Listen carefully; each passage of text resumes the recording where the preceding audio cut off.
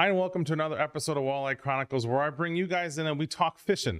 It doesn't have to be walleye fish, it can be any kind of fishing. Today, I have Mr. Greg Karch with me, actually Captain Greg Karch of Learn to... Sorry, I messed it up right off the bat. Learn to Fish with Us. The with us gets me every time. You know why we call it with us? Yeah, no, I don't. It's all because of our volunteers, our sponsors. It is us. It's not me. It's it's us. So that was the whole reason. That makes sense. It caught me off a couple of times, and I practiced to make sure I didn't mess it up, and I messed it up right away. So let's go before we get to all that stuff, because you did a lot of stuff so far, and you're doing my research on you. There's all kinds of fun stuff. So let's go back to the beginning. Where did you grow up, and what's your first memories of fishing? Well, I grew up what I call the poor part of Brookfield, because we were right next to a golf course, back street. But I met a friend. His name was Don. We were 10 years old. We fished from 10 all the way till we were 23. Wow. And that's all we did was fish. When we got our driver's license, a little 12-foot boat would go on top of a gremlin with a motor in the gremlin, and we would go to Lake Michigan and we'd fish. We fished everywhere. It was just like... I've met some people that so bring me back to those days where it was fish. Yep. We didn't care about girls. We just cared about fishing. And that was something to have another person that was just like me that wanted to do the same thing. And we tackled so many different waters. Wow. So that's awesome having somebody that you grew up from that time, because you're going to learn together. There's always somebody with you. You never, like, sometimes people lose friends or don't have somebody interested, and then they lose interest because they have nobody to share it with. But having somebody to share it with, that's pretty awesome. It was. And I tell you what was so awesome is I was doing a seminar at the Milwaukee Sports Show, and it was so cool because I met the brother 2 years back, and I was hoping that I'd be able to meet Don again because I heard he had kids and everything. I was like, oh man, never happened. But it was so cool because that's where publicity and that can really help you, because the person saw my name in the paper and it was like, hey, let's go. I'm going to take my kids and see what he has to say about fishing, and hopefully we can meet them up. That's awesome. So you guys fished for everything? Oh, we fished salmon. What was your first to go-to spot where you knew you could catch something? What was it? Was Ruby Creek. Hard to believe. We would bite down the Ruby Creek, and all we caught were creek chubs, but they'd be 8-10 inches, and then every so often we'd catch a bluegill. But we had fun with that. And we were next to Brookfield Hills Golf Course. Okay. So they had the ponds. So we'd actually go fishing in the ponds. We'd always be getting kicked out by the golf course attendants, but we went and fished there. We ice fished there, and Minooka Park in Waukesha. Okay. So that was nice because that park had bluegills and it had bass. So we could catch both. So the parents would take us over there and drop us off. And then we'd fish Pewaukee Lake with Don's dad. He had a boat, so we'd go to Pewaukee Lake and we'd fish perch. So I was just so lucky to be able to fish all these different species. And that, I really am a multi-species. If you go out to my Facebook page, you'll see a couple of weeks ago we were fishing bass. We were catching smallmouth, largemouth. I am a walleye guy, but talk about avid ice fishermen or pan fishermen. Oh, that's just as fun as catching the big fish. That's true. That is true. I give bass and bluegill guys a lot of crap on my show because I'm a walleye guy, and to me it's your bass heads, and bluegill fishing's for kids or old people, and I feel like I'm in the middle. But that's just me joking. But I give that crap to my dad all the time. Like, when I get 55, I'll start bluegill fishing again. Well, you see my truck. Obviously I'm pretty committed to walleye. I know. and that's what gets the kids so excited. Right? You come driving in with these big walleyes on there. I mean, the one cool thing with the truck is I really was trying to get the back end to have a tail. Yep. So as I'm driving, it looks like I'm swimming. That would have been cool. We got to get you like a Wienermobile, but a walleye mobile. Oh, yeah, I did see the Wienermobile a couple of weeks ago. Yeah, it's in Oshkosh quite a bit recently. So. Yeah. So you grew up fishing down there. What was the first? Do you have a memory of one of the first fish or two fish or something like? What's your earliest memory of fish? Do you have one, or do you remember one? No. I mean, I do remember it all. It's so weird because we were in an era where there was no photographs. Yeah, right. I mean, we didn't have phones and that. So that is it. It's the memories. But to be able to go back to where you were 10 years old and remember catching creek chubs, the funniest thing is in Brookfield, it's just gone so big. I mean, where, man, now there's stores all around this creek and everything. It's hard to see the creek anymore. Right. But, you know, it's, I don't know. I think everything is fun. And that's what gives me the passion to do what I do, because, you know, if you didn't have it, there's no way you could do as much as I did already. Oh, right. And still, you know, because people still ask, how do you keep talking about fishing? Right. But you know what? I have a different philosophy really about it, is that when I talk fishing, it's actually like I am fishing. So I'm content.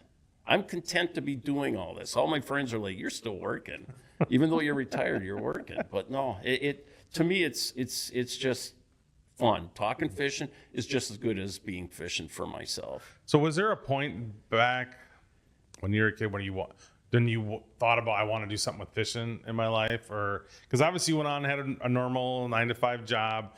Was there ever a draw to get you back fishing? You obviously guided, and you did some tournament fishing, and obviously the learn to fish now. But was there a time where you're like, I just hope I could do something with fishing?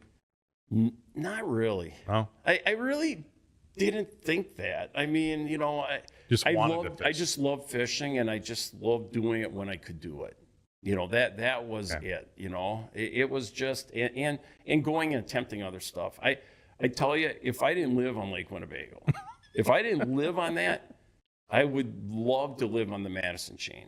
I think that is a phenomenal chain. But I go up north, fish the rainbow flowage, fish below the dam. I got a 52.5-inch muskie on a CD5 countdown Rapala. Nice. But 2 years ago, after all that fishing, 2 years ago, I finally got a 32.5-incher down there. That fish, I would have loved to weigh it, because I wouldn't doubt that it was 12 pounds. Wow. But it just shows, you know, I was a big walleye guy. I love chasing big fish. I don't care about quantities. I care about bigness. I want big fish. I want big gills, big bass, and that's when I'm really content. Right. I don't care if I only catch 1 or 2 that day, but it was a big one. Then taking great pictures. Right. I mean, to me, that's another thing we teach, because a great picture is just big stories to come off, you know, what we come out of it. But I still remember when I hooked onto a walleye, and we weren't doing very good in you know, this was way up in Door County. That's my favorite waters, is going way up there. I camped for 10 days, you know, in a tent, just to take my big boat up there, and we chased big fish. And when I netted that fish, that was, I think, 7 years ago, I knew it was finally the biggest fish. Somebody said, because of all the stuff you do for kids, I want to do a full mount. And we're going to triple, quadruple tape so you can bring this to all your fishing clinics. And what happened? Ended up getting one that was 33.25. Got certified at 13.12. That thing is a beast. Right. And I knew it. I knew when we were netting the thing, that was finally it. I really wanted a 34-incher, but I can tell you, as much fishing as I do for big fish, I don't know if there's a 34-incher there. There's a lot of big fish. A lot of big fish. So what came first, the guiding or pro stuff? Or were they going to both together? They were together. And so I was doing that, you know, I was really guiding down here and up in Green Bay. So that's when I went and got my captain's license to do that. And I did it for many years. I was content. I mean, the biggest thing I say now is like, oh my God, if I had spot lock then, I didn't have spot lock. I was on the trolling motor all the time. Right. I mean, now I really like jigging more than trolling. My wife, she loves trolling. And if you look at our Facebook pages, you'll see I fish a lot with her. But, you know, I really did like guiding, but it's kind of the same thing in a way. I mean, all the guides I've talked to, they say it's about kind of, to them, it's more like teaching the people that are out with them, because they come out to learn from you. And it's kind of like you went from teaching older people,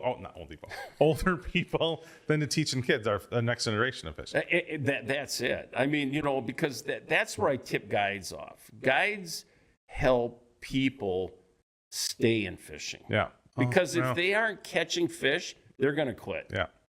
You know, where I teach, you know, and that's it. You know, a lot of people don't understand. I mean, I teach kids, but I also taught fishing and adventure class, which is high schoolers. I teach adults to be better fishermen. I mean, one of the Wisconsin Fishing Expo, they asked me, would you build would you build another seminar? And I built a new seminar called Beyond the Basics. So that talks more generically, jigging, trolling. I don't talk about specifically one fish to go after. I talk more generically across the board of how can we make you a better fisherman. And that's, I just take it down. I was an IT guy, and I just break it down and take my knowledge and put it together. And plus, I do a lot of videography.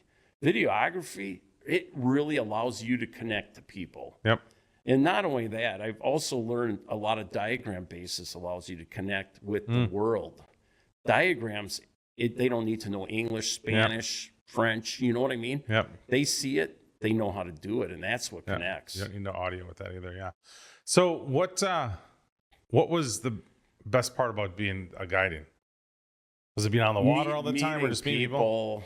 I still remember this one guy. It's so funny that you can be guiding as many trips as I did.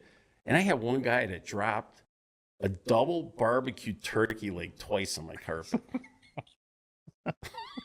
That was his food for the day?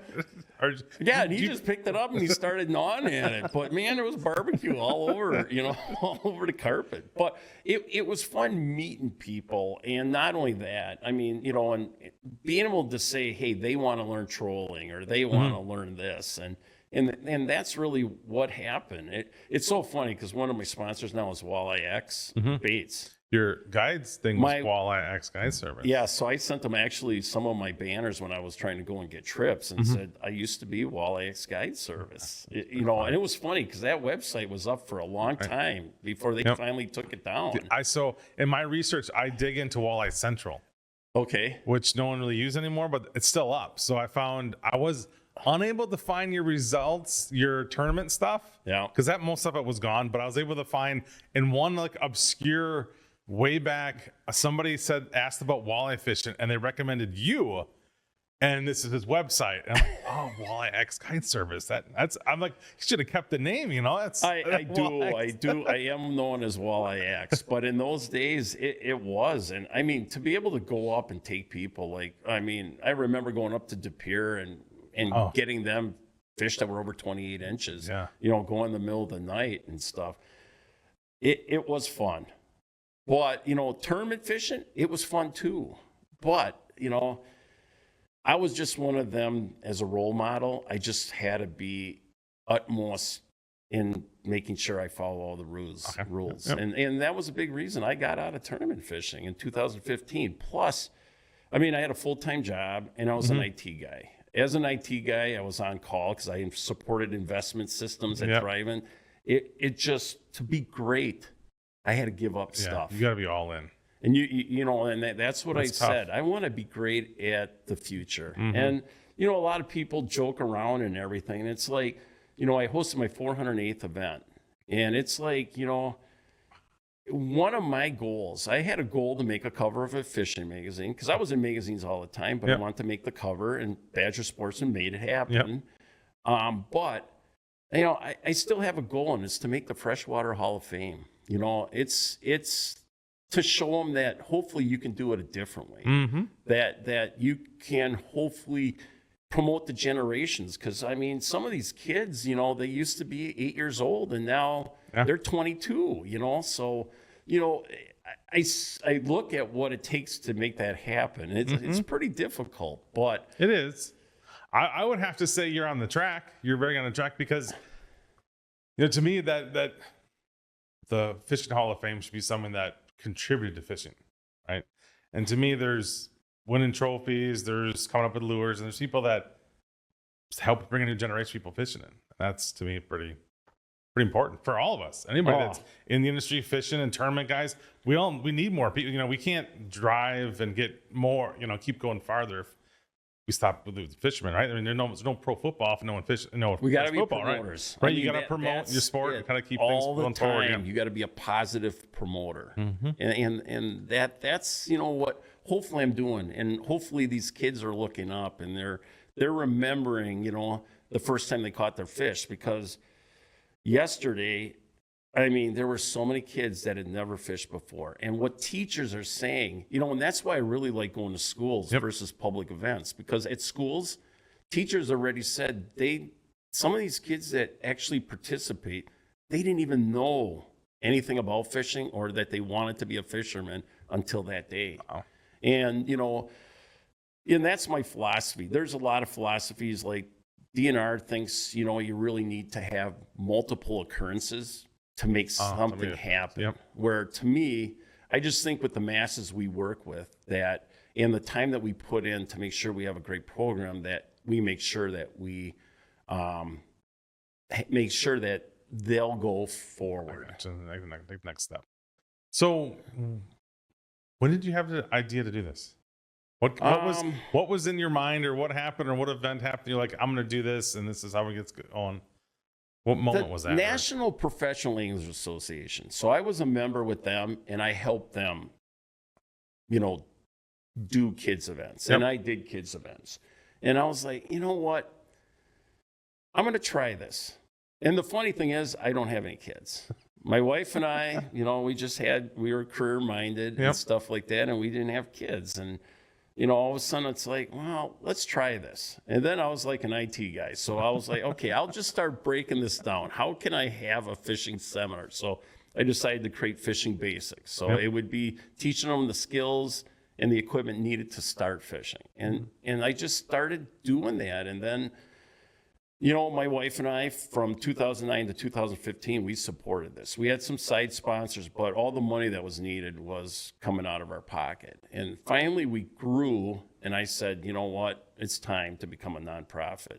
So what we did is I worked with Thrivent lawyers and attorneys to actually put together the 501c3 paperwork to help the NPAA become a 501c3, and then they could help me.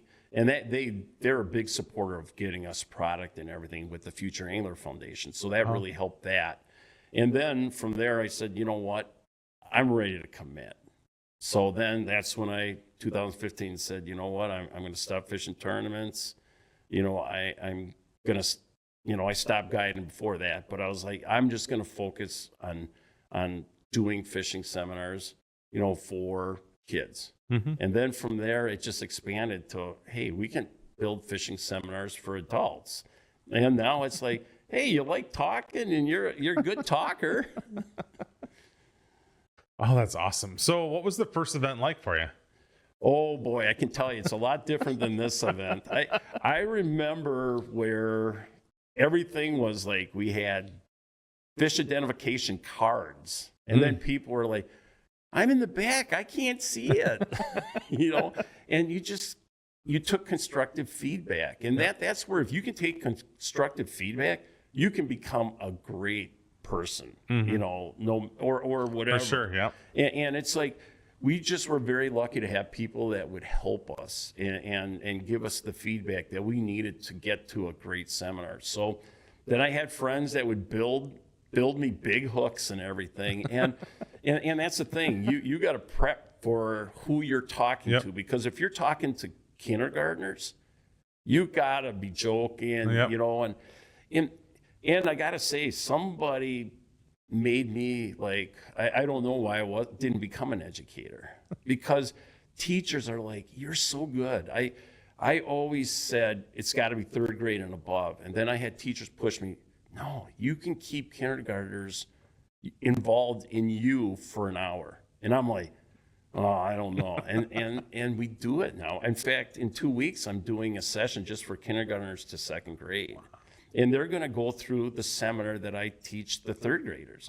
It's just you joke around more, and you just work with them. And that's the one thing with my seminar. It's all show them. Nothing's PowerPoint, because we show them. We have them come up so that they can say, oh, she can do it, I can do it. And that's what we do. But we, each fishing clinic is tailored to how much time can I bring volunteers, and what do you want out of it? So we actually customize everything for them.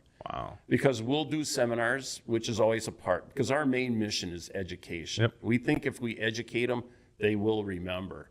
And the second thing is we do hands-on stations. So we'll show them how to tie knots. We'll show them how to cast with back air bass.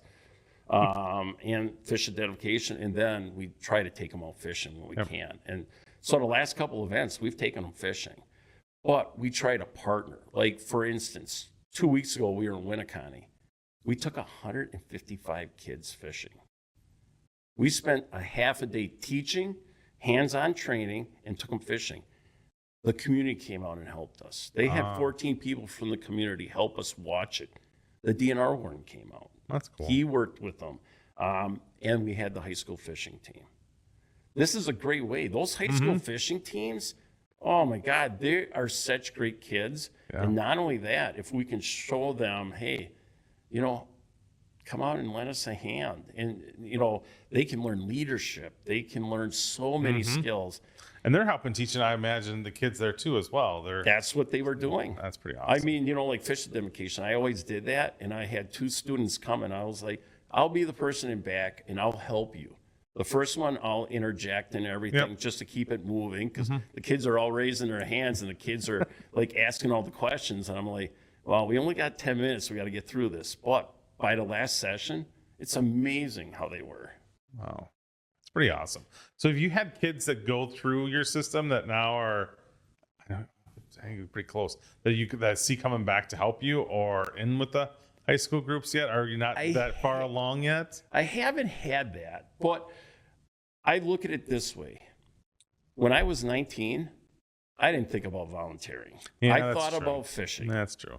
So you know what I mean? Yeah. Like we do have younger generations. I mean, my big need right now is trying to get women volunteers. Because, you know, like Girl Scouts and everything, yeah, they'll listen to me. But if I could have somebody, especially the, you know, introverts and stuff like that, if I had a woman that could work with them, the outcome could be so much better.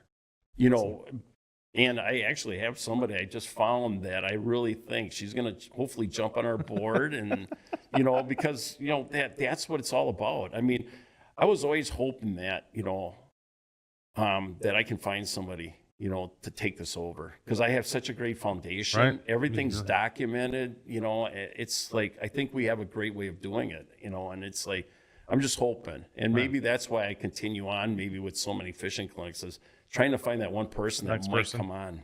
So what's a clinic like what's the prep like if you're doing or how do you always get polls, or how does that work? So a lot has to do with the number. Okay. Like if it's 155, that's gonna be tough. That I just can't do it. I mean, if you're a first time organization that's working with us, we're going to give the rods, you know, and it's nice because then I don't have to travel with all my rods. Because I mean, imagine going to an event and I got to bring 40 rods that are all ready to fish. Yeah, I saw that one time and I'm like, and then I saw everything get messed up and it was like everybody was constantly fixing. That's a lot to do. That's a lot.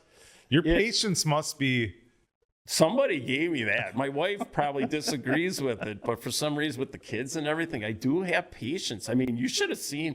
I mean, it was so funny because Spectrum News actually came out and they did that thing on me, and I was like, wow. And then it ran. I mean, people were calling me from Milwaukee. You know, you're on the news. And I knew they shot it, but the guy did a great job.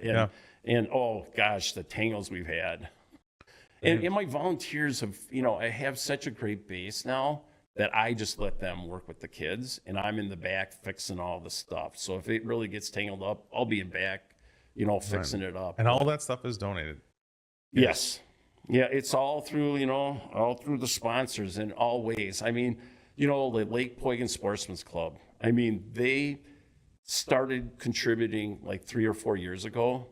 And the nice thing is when people can actually build a bond and we work together, they see what you do. And they saw what we did and they increased their money because they saw the value. They saw how together their club and us can make such a difference. Dave's Muskie Club, been there since day one. Shakespeare, been there since day one. I've worked with a lot of different people through there, but they've been there. So they contribute product, money. JJ Keller, I mean, he has been there, you know, for a long time. And same thing with Art Dumpke. He's gone through different businesses and he's contributed because he saw the value in getting the people to the outdoors. I mean, COVID, you know, the nice thing is we're not federal or state funded. Yep. So during COVID, we held 22 fishing clinics. How'd that happen? We just made sure they were apart. I had to wear a mask during my seminar. That sucked. Well, your voice is loud enough. It probably didn't matter.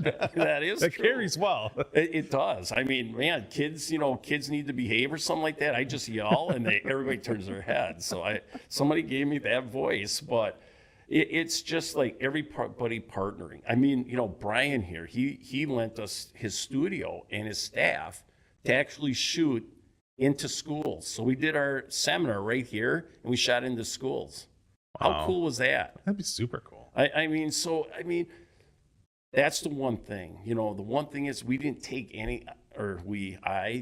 anything for granted. I mean, we always said we're going to try to be the best possible, and sometimes that just means doing something different. So what's been the hardest part of it?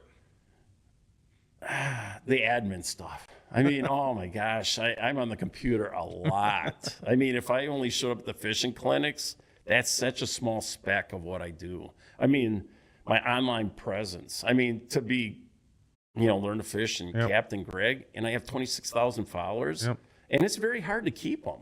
I mean, we've doubled our following this year alone. In the last 2 months, I've reached 10 million people. Wow. You know, and it's like I've learned a lot about social media, how you can make posts really good and stuff like that. But to have a following across the world, that's how we can accomplish our mission of educating the experience and making them better so that they do continue to fish. Because that's the one thing. You know, fishing is just so relaxing. I even tell the kids, I don't care if you don't have a fishing pole. Just go and sit next to this water. Because we got Lake Winnebago, and it's the shorelines from Fond du Lac all the way to Neenah, all the way across the other side. So everybody, just go to the lake if you're having a bad day. And if you just sit there, you are going to be good for the next day. That's a great point. I like that. Yeah, that comes with, you know, when you go on a fish, not catching fish, it's being out there sometimes. It's just the relaxation of being out fishing, to be out in the outdoors, and just a different version of.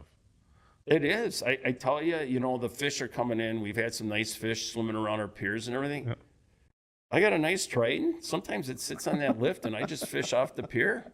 Right. Because it's so relaxing to watch a bobber bounce around and then go down. And that was all we heard yesterday. I said, kids, if you hear us yelling, set the hook, one of your bobbers is down. That's awesome. So how far have you gone? Is it? I know it's Midwest, but it's Michigan. Where have you all been? What's really cool is being a head-to-head camera guy, which I think a lot of people know that I am, and then they don't know. Maybe they know your voice. they know my voice because they go, Karch is in there. I know he's in that boat. But you know, when I was on the Professional Walleye series as a camera guy, you know, JJ Keller and everything took care of the expense that I hosted fishing clinics at every one of those stops. So I was in New York, Nebraska, Michigan, and we held fishing clinics during the COVID era in Michigan, which was they're like, oh yeah, you ain't gonna have it. And we had like 35 kids actually came out. Hey listeners, let's talk outdoor streaming. What is the best outdoor streaming platform out there? Well, it's simple. It's Fixed TV. Not only do they have this great program, but they have all kinds of hunting and fishing shows along with some weaponry shows. So when you get bored and need something to do, get your fix with Fixed TV. And when you're done with that, and you have that fix to get out in the outdoors, jump on therealshot.com and get everything you need to satisfy your fix. And the big thing about that, those were inner city kids. And that was the cool thing. You know, through all my research, I knew who to contact through Chamber of Commerce. I worked with Cub Scouts in Nebraska to get them there. But we had great attendance for every one of those fishing clinics. And to just go on the road, and we would host 2 at each site. So I was down in Illinois this year because they said, you come down to our Westlake Village and you host it with us. If we can get 30, 40 kids for our first one, we will promise you that we will host it annually. Nice. So we went down there and we showed them how to do it, and 82 kids showed up. So they did a good job with their marketing. but together it was a great event. And they said people came back and they were all talking about it. And that's what we want to help people. So next Friday, I'm going to Mason Whitcomb Camp, which is the Boys and Girls Club. We're going to donate fishing combos for little kids, big kids. We're going to work with the staff to train them to be good at fishing education, and we're going to go rig the rods.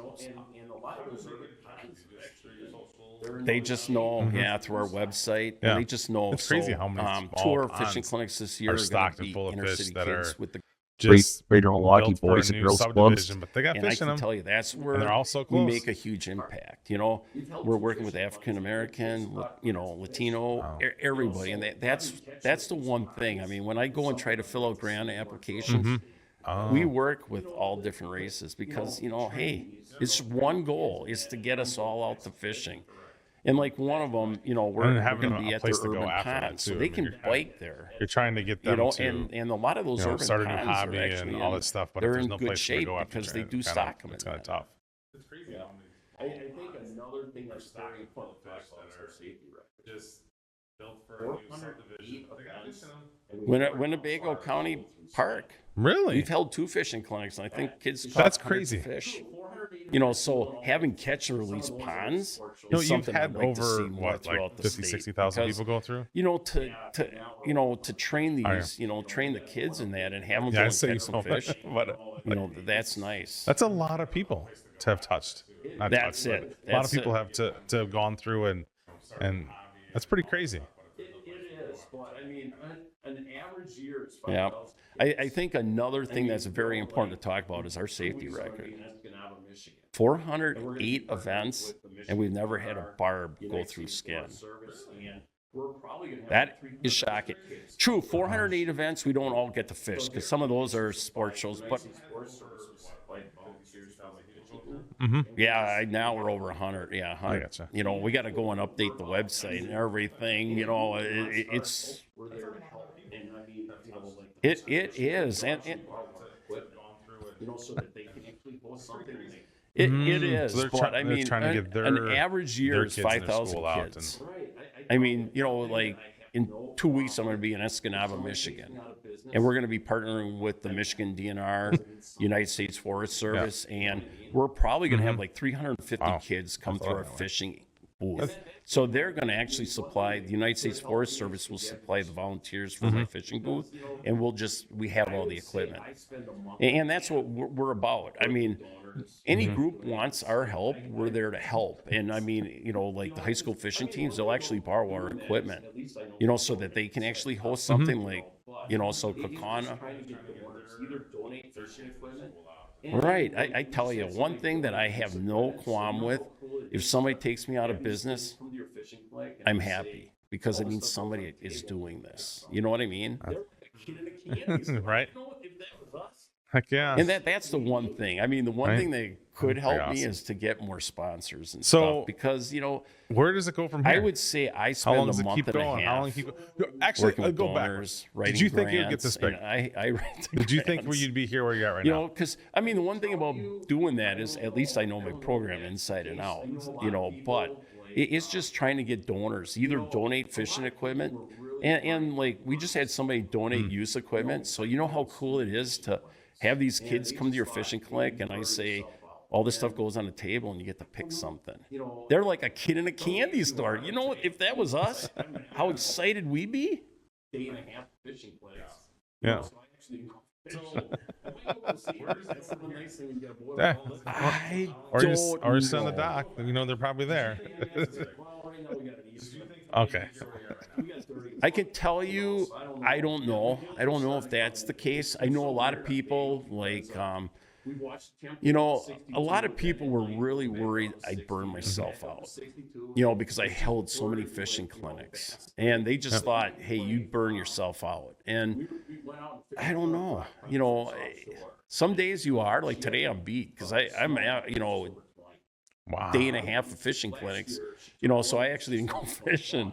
I might go this evening. That's the one nice thing. You get a boat on a lift, you can take off and go.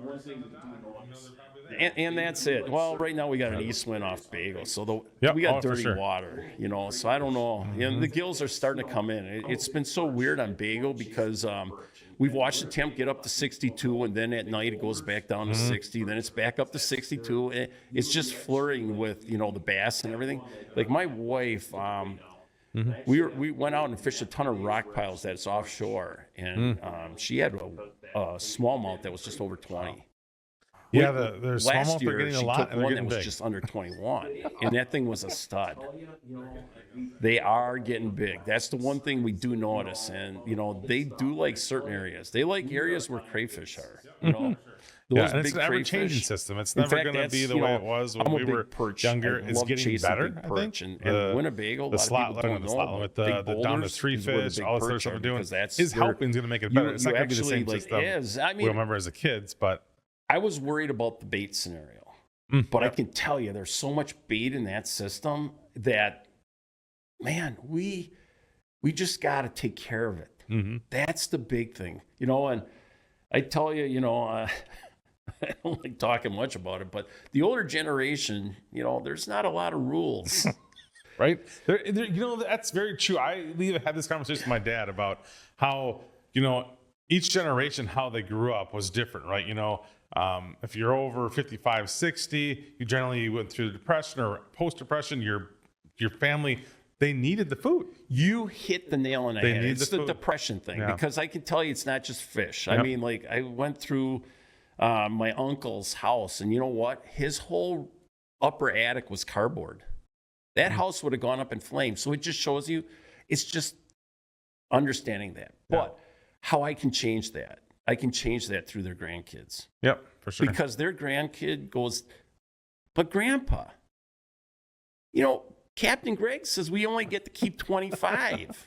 How come we got so many? Right? Tell me that for that day, he's not going to think about it. Yeah, for sure. And that's it. So there's so many ways that we can use these kids Yeah, to for help sure. out. And and the younger generation loves taking pictures. They love sharing their catches. That things that as a kid I never did. We didn't have cameras or phones, but And that's an integral part. Our fishing clinic, I'm willing to take the time to get a youth to hold their first fish, because I know if I can get it to do then, right, it could happen. And that's why casting's so important. Tying knots, because if we can get these kids to do that, the parents don't think that they have to do it. it's a job. Yeah.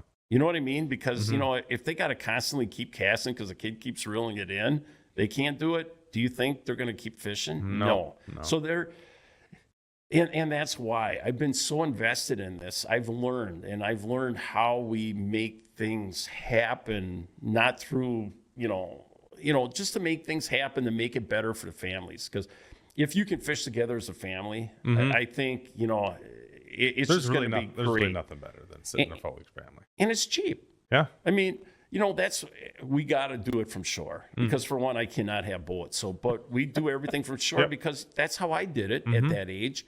And that's how that's kind of how we all did it, though. I think we all started off fishing shore fishing because we weren't able to go during the summers when your folks are working. Most of us didn't have boats to go on. It was take your bike and go on down, find some shore someplace, find some rocks, cast out a trio with crawlers or. Yeah. Menominee Park is phenomenal. Doty Park is phenomenal. Last year, Doty, we caught so many big rock bass, so many big bass. Last Tuesday, so that was the final, we did a South Park fish camp. Yep. And it was for 8th graders. Number one requested camp. So it was only 8th graders. So they went out fishing. We had a 15 and a half, 14 and a half. You should have seen these kids. And it started out, first 45 minutes, terrible. And that's where hopefully they realize that, hey, the feed window turned on. And that's where, as a fisherman, you're like, oh, yeah, that first session, I want to be in that first session because that water's fresh. Yeah. And last week's fishing clinic, the second session kicked butt. And it's just because those fish turned on. What's your favorite place to have one so far where you get to fish? I do a lot at Menominee Park. I mean, out at Gammy Conservation Club, I mean, they have their doors open to us, but they have a stock pond. Sometimes to me, it's actually better to go and have a difficult fishing time, because then they can learn to say, oh my God, today I caught 12 fish. Right. Woo-hoo. That's true. You know, You know, and that's you want to have them over succeed. well, and see, and that's what I try to do. It's like, you know, our volunteers, I mean, they are what makes it safe for these kids. And I try to get them out. You know, like I had guys, you know, they'll be by my storage locker where we keep our stuff, and they'll be like, "Hey, you ever need anybody to fish with?" I go, "Not really." I go, volunteers. I go, "Hey, help volunteer." Yeah. And that's the cool thing. That's how my rap really has helped me, because people ask. They think I'm a guide. You know, because you know, and we start talking. They're like, "Oh, wow, hey, can I make a donation?" Or how could I help? And I mean, some of the guys I was out ice fishing this year, they become volunteers. Do you do any with ice fishing stuff? Or no? We do. That must be tough. And what's gonna really help now is I'm in with WIFA, and this year the high school fishing team, I put together a seminar for the Wisconsin Ice Fishing Expo, and that seminar was a big hit there. That room was packed, and now what I'm doing is taking that on the road to all these high school fishing teams. That way we can teach them about equipment, electronics, and just show them why certain electronics are better, how they work. Right. And so now it's like that'll give me something in like winter to do. So, you know, that's the plan. Don't you need a break? Like I said, talking fishing is just like fishing for me. Yeah. Even though I am an avid ice fisherman. I tell you, this year, 56 bluegills on the bagel system over 9 inches. Wow. People don't realize it. We got a great system for everything. I mean, now to see the bass turning into some, you know, because that was always, you know, those darn 6-inch bass that would come in, and you know, especially for fishing rock piles for perch or something like that, they just clean you dry. Yeah. Or they take the hook too deep. Yeah. At least now they're worth the catch, kind of in a way. I guess not really worth the catch, but yeah, you're getting something out of that then. Well, and see, that's the other thing. I mean, I was an IT guy. I think the number one asset of all companies is their data. Their data tells you anything and everything about it. And that's what I really like about Angelo, you know, the fish biologist. He actually came out to one of our fishing clinics and helped one evening. Oh. Talked about tagging a fish so people would understand that. You know, the kids were probably like, "Oh, what's this?" But for him to come out and spend the time, and that's where like I open it up to all the local wardens and stuff, and I try to get them out there, because to me it's a great time to get in front of the kids and all that before something might happen. Right. You know, I mean, it's good to support too, to see for the kids to see all the layers of what's there for them, and not just it's me by myself. Whatever. There's other entities around that are helping fishing get better, and this is why we need these rules, and this is the people to talk to about them. Yeah, and that's it. You know, that's what it's all about. So, you know, we teach these kids about all this stuff, and we teach them about how do you tell the difference between a sauger and a walleye, and how important it is on the bagel system. You know, right? So, what is the most popular part of the seminars? Oh, if the non-fishing side. What gets the best reaction? I don't know. My comedy? It's just so funny, because there's so much stuff out there. I mean, it's, you know, it's getting people you know, people are always afraid of social media and stuff like that, and just realizing there's a lot out there. But you know, it's so funny because you have all these stories. It's like, I still remember this post. Grandma sends me something. "Thank you so much for teaching my granddaughter. She was in kindergarten and she showed me how to tie a clinch knot." So, you know, what that does, it helps validate that the way you're teaching these kids, they're retaining it. Because that's all you want. You want them to hopefully retain it. Yep. Yeah.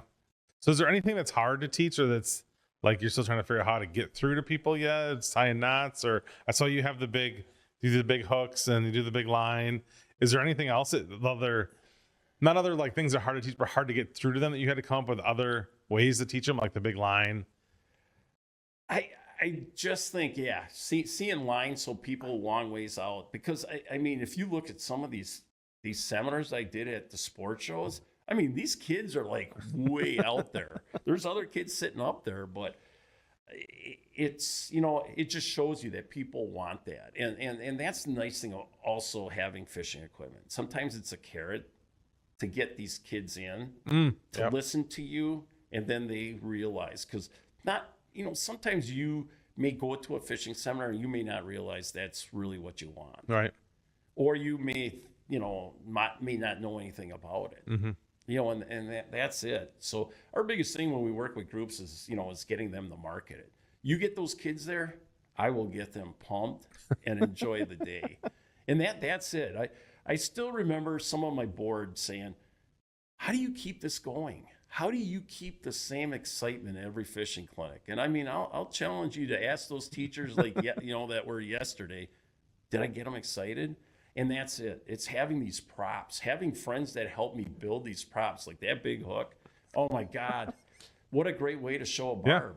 Yeah. It's very hard to talk about barb. And you know what? Barb hasn't come to my fishing clinic in like 2 years. I have not met a barb. So barb is not a name that's used much more. That's awesome. So a couple other things. So you also been recognized. You were a member of the year for NPAA, and you also recognized for Wildlife Forever in state of Wisconsin for your work. So another big thing is I teach kids about aquatic invasive species, because I can tell you as a kid, what did I do? When I would keep fish, I got water from the river or the lake, threw the fish in there and went home. Mm-hmm. And then I dump it out. Well, we can't do that anymore. I mean, and teaching the parents, when I have the opportunity to have the parents, that we got to drain our boats and that. For one, it's the law, but the reason is these kids right here. You want to make sure we keep these waterways as natural as possible. True, things are going to happen. Birds, like people are always like, birds are moving stuff. Yep. But, if we can take the human factor out, that really helps. Teaching kids that, you're little. You can get underneath these boats. So if you see somebody at the boat landing, you see he's got a weed on his trailer and he's getting ready to leave, just ask him, if you can go under there and pull it off, because teaching these kids that one weed from this lake taken to your lake, especially your home lake, and all of a sudden you come back next year and it's all weeds, just trying to teach them. So all about education. It's so funny because when I worked at Thrivent, they saw the same passion in what I built code through Informatica, which is a language. Mm-hmm. And they saw my passion, and they saw that I wrote code quicker, faster, and cheaper. And they're like, can you teach all these other people to do that? And I ended up training with 50 people at Thrivent on that. So it's like, wow, maybe, I was an educator. I'm glad I was an IT guy. You probably should have been an educator. Well, if you think about it, you kind of are. In your second career, that's kind of your thing. I mean, you're doing that. And seeing your schedule online, you're doing that a lot. I tell you, yeah. I can make it through this next 10 days. I think I'm hosting 6 fishing clinics in 10 days. Right. But some of them have been all dayers. I mean, we had 3 sessions of school, classes come through. But, that's where you got. Is there any classes that are too big? Or groups that are too big in a session? Or what's kind of your session? It helps when they can see stuff like that. But like some of the big sports shows, we actually have the kids come right up front and they're all laying there. So they aren't even by their parents and they behave for it. That's the one thing that teachers are like, how do you do this? Like this year, I actually had 32 kindergartners. And how I integrated, I read a book, Walter the Walleye, Bob Allen. He is such an awesome author for getting kids through books. Mm-hmm. So I read it, but what I did is I had life jackets. So as we came through, we put the life jacket on and genius. We would bring a fishing pole out and, so we just took it a little further. Kind of like you acted it out, kind of. Yeah, so that's cool. The one cool thing. I can tell you I'm not always the best speaker, but I'll tell you the way it is. And I'm not very creative. God, if I could have been a creative writer, I could have been publications all over the place. I mean, like Ted Peck, that guy knows how to write. I remember when I had him on my boat and he goes, yeah, Captain Karch, he had Rottweilers guiding all his waypoints. And I was like, where do you come up with that? I would have said something so generic. So away from the learn to fish with us, what do you do in your free time? Well, a lot of my friends say I don't have any, but I do work in the woods. I have land, so I do food plots and stuff like that. So I do hunt with my wife, and we try to get big deer. But I like fishing, so like when I go out to Madison, the postal fishing clinics, I'll take my boat with me because I'll go and fish Mendota, Monona, and all it'll be is to go get some big bluegills, take a picture, and throw them back. I mean, that's what everybody... So what's your number one fish to go after?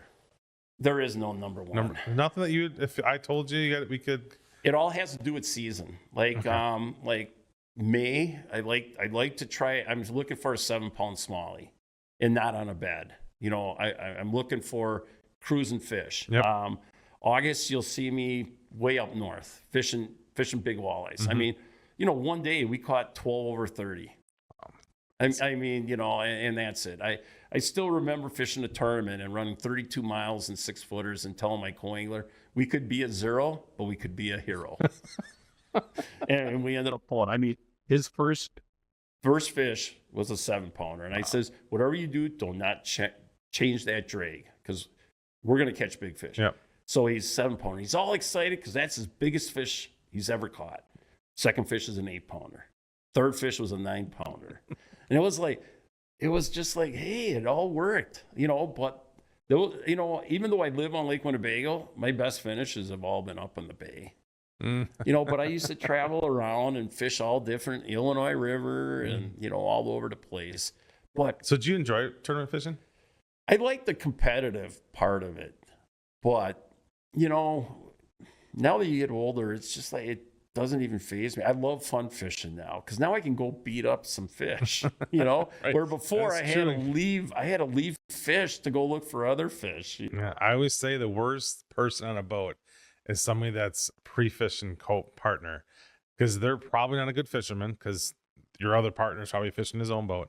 So that person probably doesn't fish well. He's with you, and as soon as you find fish, you're gonna leave them. Yep. You're gonna catch one or two and be like, oh, I gotta go. We got to go find someplace else. That pre-fishing partner, I feel like that's the worst job in the world. But I fished with so many great fishermen. I mean, I fished with Rich Stadler. I mean, 2015, I thought we were going to with stuff. It just showed. Yep.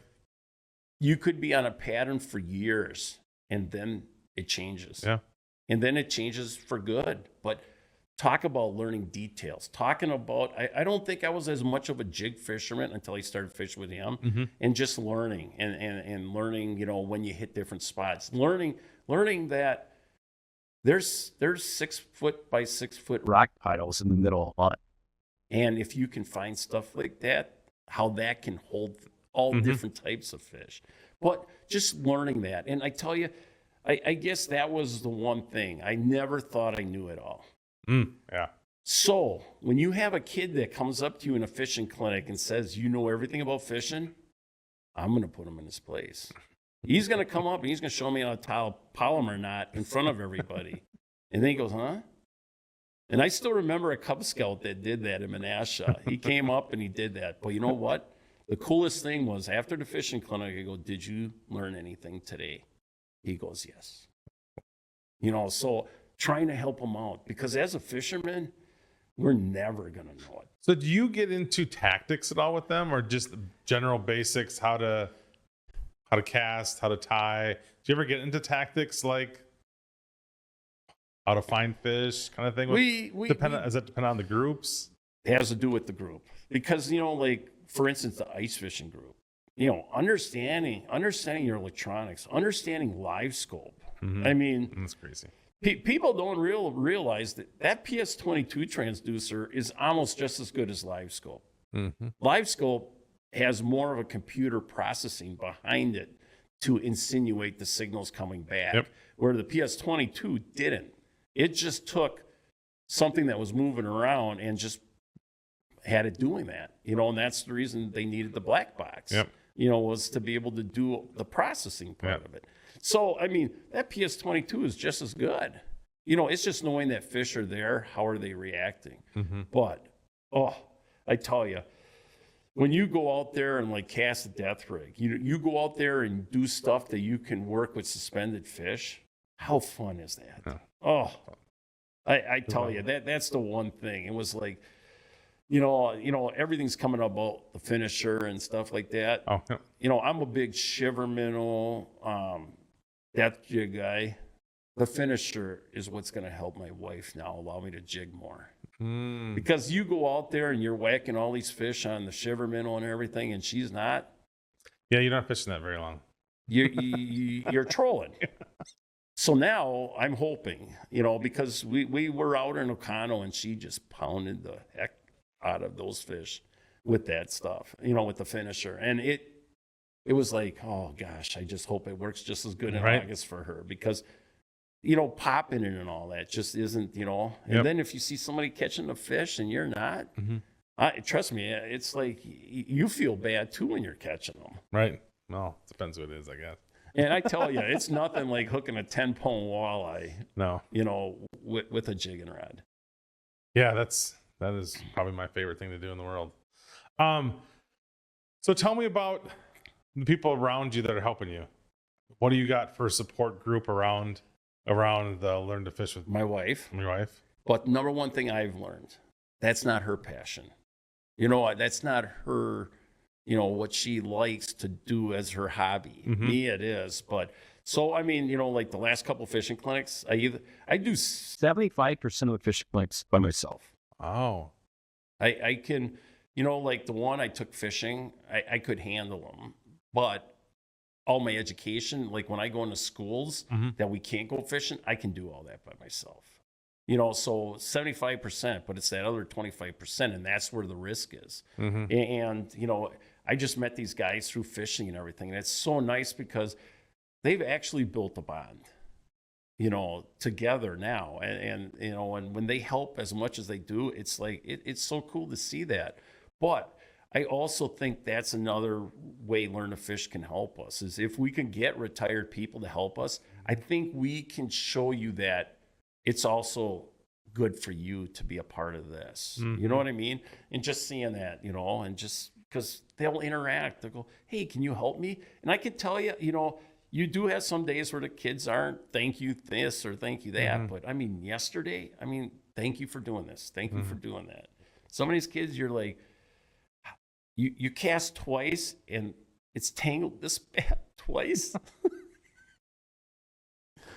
But it's also, just going back, and I think, as a fisherman, being a kid, I know what it's all about. Yeah. But I also can go back and say, wow, if somebody would have taught me a clinch or a polymer knot, instead of me tying square knots, all the carp that I would have been able to bring in, I lost a lot of fish because nobody taught me. And that's where it's like we can teach them, but we can also educational books. We're running this year. We're going to run out of books. We've been donating books and that. Our next book is going to be Go Fishing book. It's going to be 1,000 books for $2,225. So we're going to have a big cost now for books, but that needs to be in their tackle box. That's the most important thing, because we taught them. Now they actually can go back to that reference book. Everything. And the other big thing that I talk about is fish logs.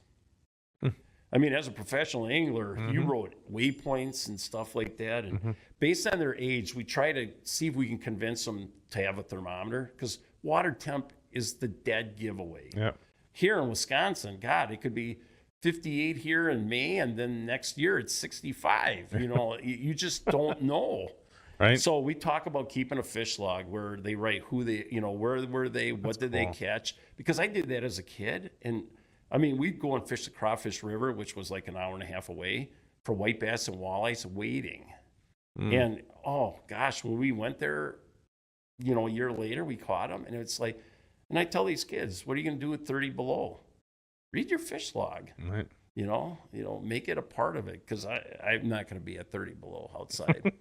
So you also have a YouTube channel, which has got 126 videos. And you basically talk people through from equipment all the way through actually making the fish.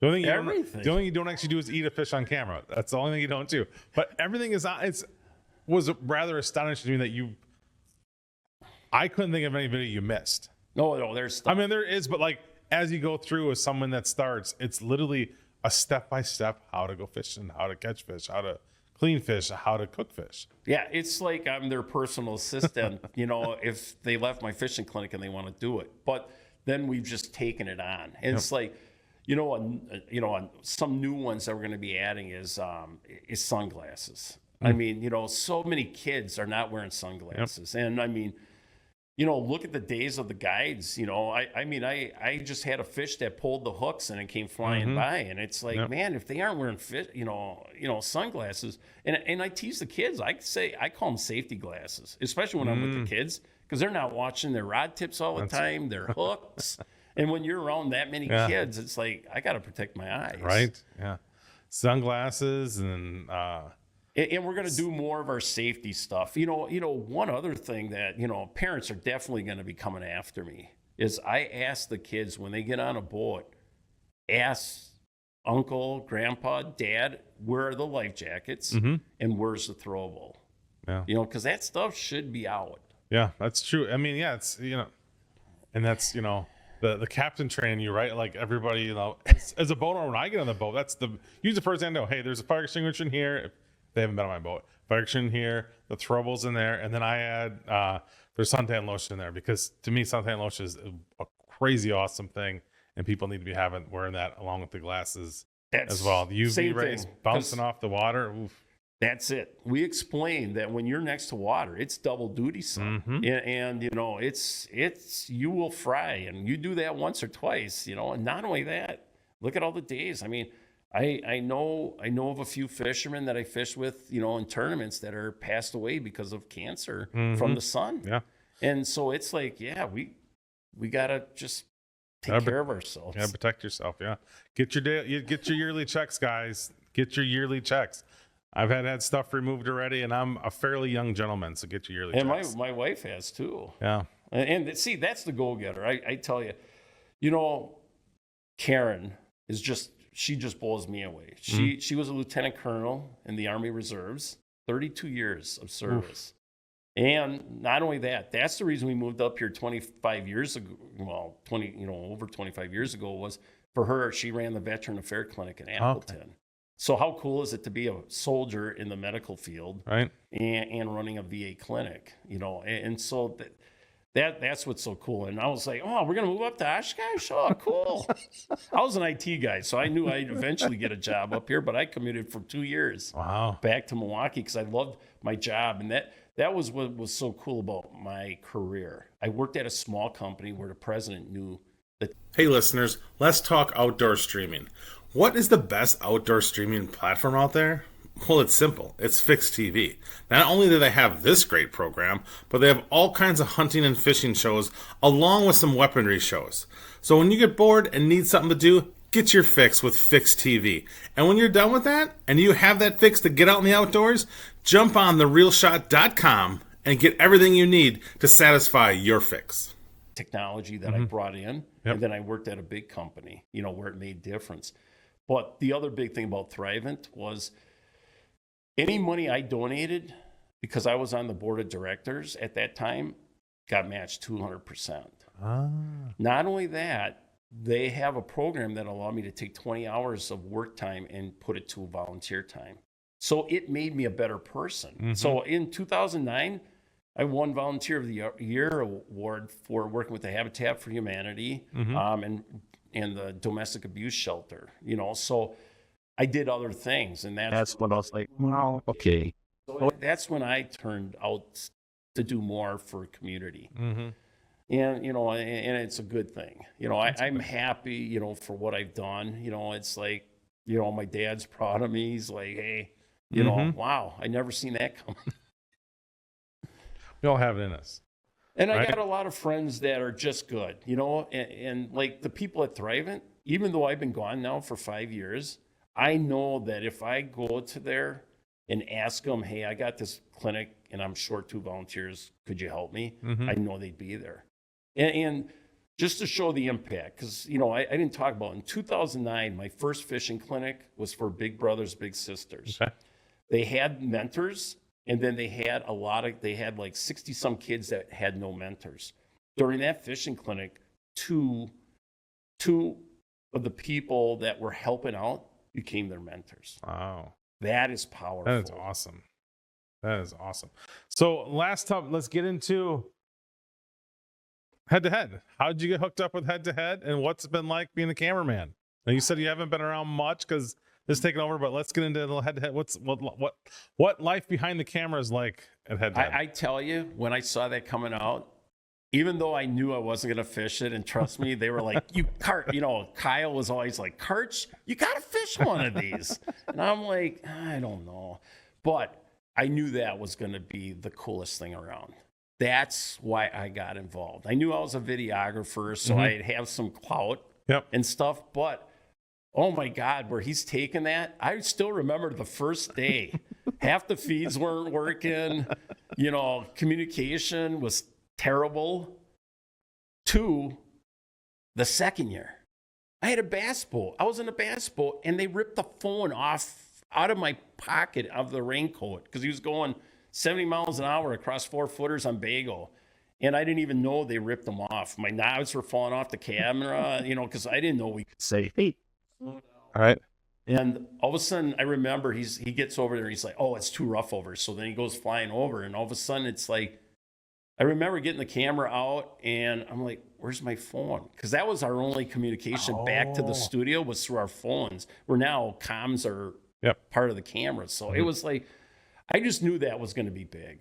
And not only that, to be a learner, I'm going to learn. I fished against these guys. So now I get to be in their boat. It was so funny because I'm on the Boat Docks Pro staff. I never, ever was in Josh's boat. And finally, I got to be a cameraman in his boat. So what's a day like? What time do you get there? What's you get up early. You're there early because you're there before 5 o'clock because you're testing out all your camera equipment, all your communications, back to the studio, the mics. So you're just doing that. And the cameras are big. Yeah. I mean, they gave me a little one for this year, but then one day I was like, hey, I can do the big one. But it's nice if you don't have to do 2 sessions with the heavy one. I suppose. I'm 60. I mean, I'm no young chicken. Right. So So do you feel like you're fishing with them? Are you, because like sometimes I feel like when a big fish gets caught, the whole boat is involved in it. Are you kind of like part of the team or part of it when that's going on? I did. And that's where, like some of the guys were like, hey, you got to back off a little bit. Because I mean, the one time when RJ lost to Tim Winchester, I had to go in the water. I had to strip down. He was like, but it was like, so I've learned to actually go back. But a lot of these anglers now that are fishing this, they want you to be part of it. They want discussions and stuff like that. And some of these guys we fish with, they followed us. I've had, some of the bass guys from many years ago helped at an ice fishing clinic because cool. they don't have as many tournaments going on. And it's just building the relationship, with that. But so many cool things like Matt Bianich. I still remember when he went to set the hook and his rod just exploded. I remember the studio. When we were at Lake Chewy, it was saying, hey, you got water. Lens. So I put the towel in front of the lens and wrung it out. Because it rained that whole day.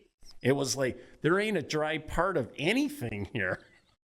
But it's like all those days. Right. But it's the cool thing. I mean, that's the one thing. I've appreciated being part of the team.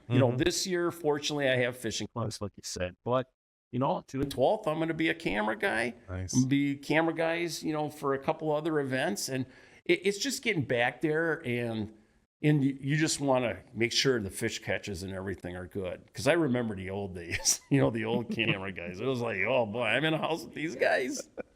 So it's got to be not dangerous, but obviously you're wearing a life vest all the time because you're not really paying attention where you are. Is it tough? They put a seat up there for you? or kind of how do you keep from falling out of the boat? I guess is what I'm trying to ask. It's been interesting this year. I mean, one of the tournaments, like, the second year, the pros said, I'm not bringing a seat. So I was, in 3-footers, I was on his back deck, like trying to work it. And it was like, he just said he's never bringing a seat. It's nice to have a seat or something to lean on. Oh, because I tell you, the 5-hour sessions, that last hour was just like, oh my gosh, especially if they're not catching fish.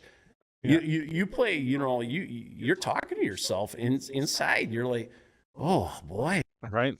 It's really interesting. Right. I mean, especially because, so if people that are out there that haven't run a camera before, you can't move around. I mean, like us, if we're fishing and we're having a rough day, you're kind of, stretching, you can't really do that. No. The audience will know this guy is dancing or, Yeah, you can't do that. You're stuck just sitting there. And that was what was so cool. Like, I can't remember their names, but I mean, they pounded 35 bass, JS, Gansko. I sorry if I mispronounced it, but what's so cool is I've seen him following like all the kids stuff. I mean, one day he drove by and he was beeping his horn like because he saw us at the boat launch because we were teaching kids. But you do build a relationship with them, no matter if they're bass guys, walleye guys. I mean, they're all good. I mean, biggest thing, from being an educator, I know that if I be on the other side of the camera, I educate more. Oh. I know you're focused on trying to win it, but you also want to make sure that you're giving a nice performance to the audience that's watching you. You know what I mean? Yep. And sharing it. That you're making it each person's. I find it crazy that I like when we get to kind of more of the local people that are fishing it, right? And them and this and that. But I find it crazy that they're giving spots up.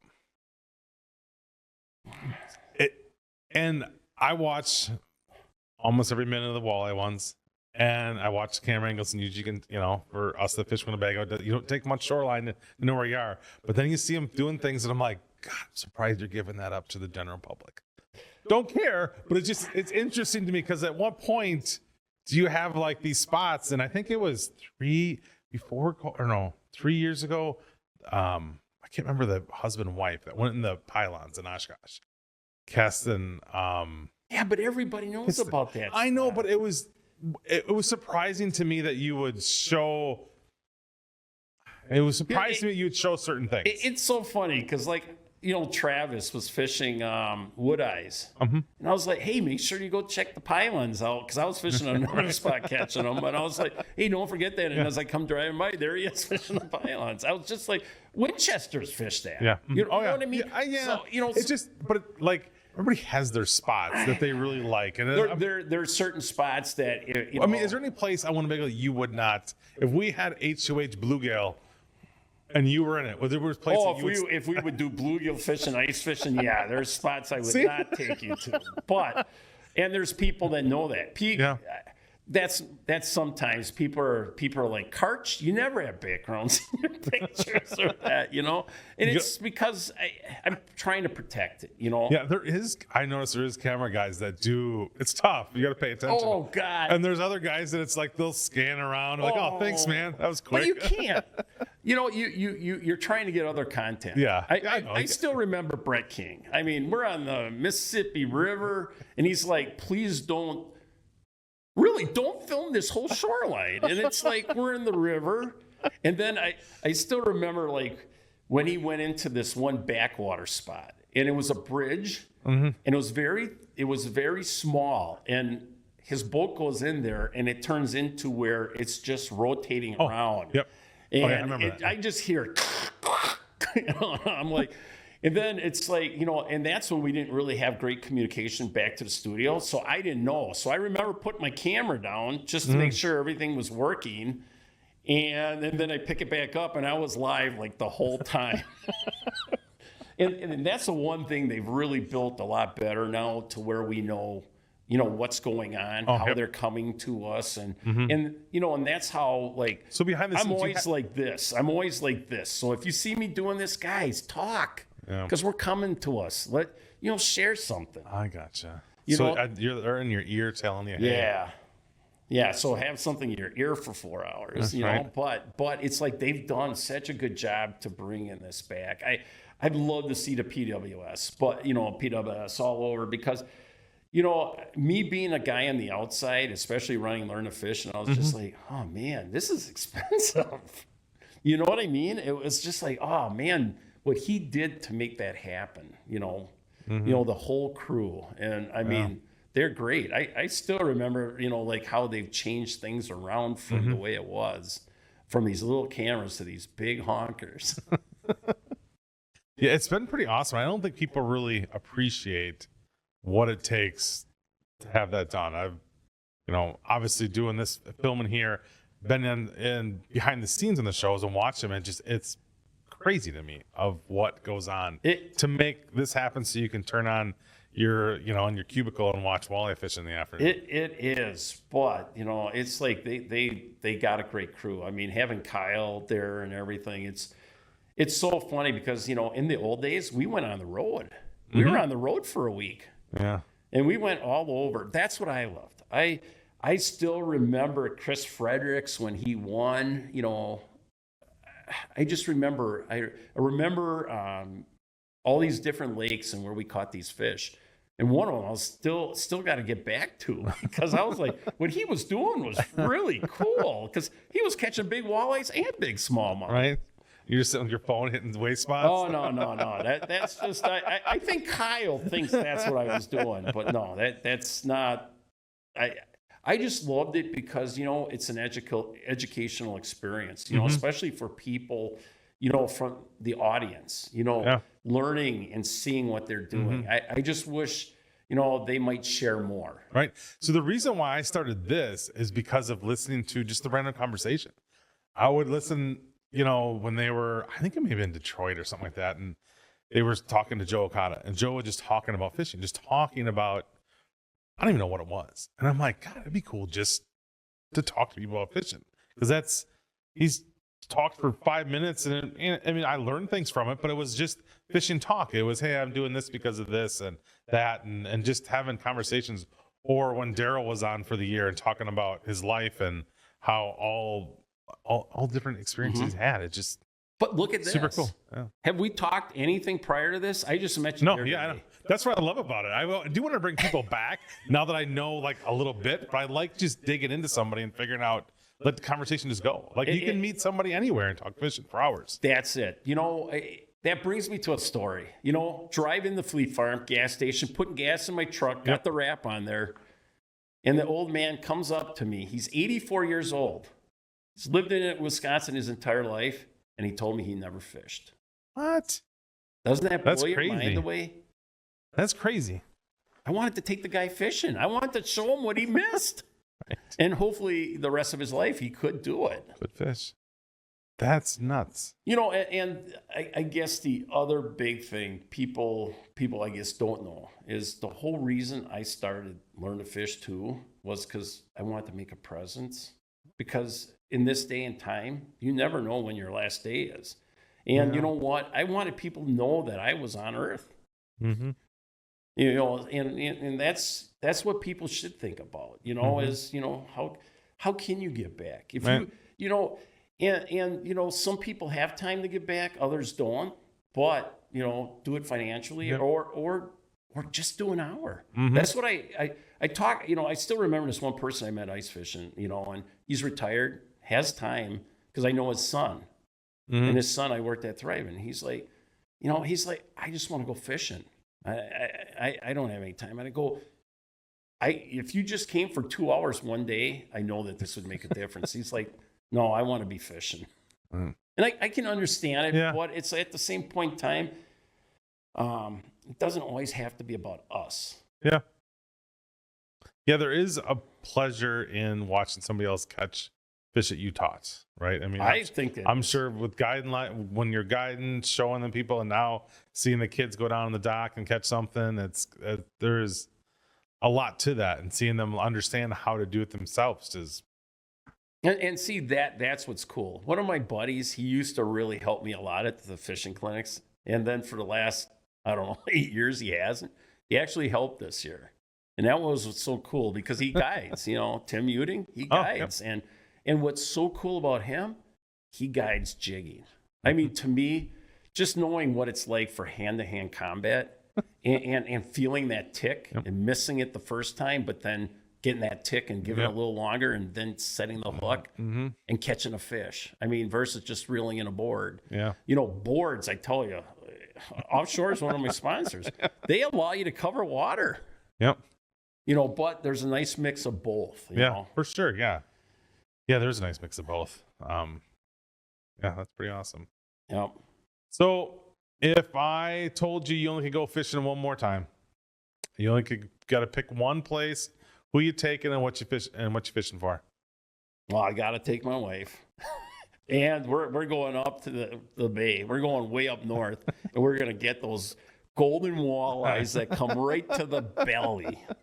That's the reason I fish up there. Those fish are so pretty. I mean, you get some fish that really have bars. I mean, and a lot of people don't realize those fish migrate from bay to knock. I mean, we've caught many jaw tag walleyes, and that's not a Wisconsin tag. No, that's not a Wisconsin thing at all. So, that's it. But I tell you, go out there. I mean, the one thing is, I tell you, if you like our Facebook page or you follow us, you will get content that's going to make you a better fisher. Awesome. Yeah. And the other cool thing is I built my own website. Me and one of the guys from Thrivent built it, and neither one of us were web developers. And we built our website. And I still remember the day that Brian Keller came over to my house and was talking about WordPress.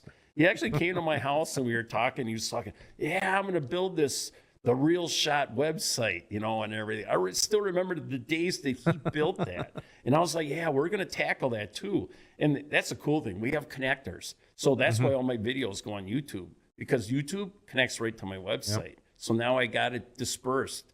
And then if you saw on our website, I actually, during the COVID era, I actually put shore fishing locations.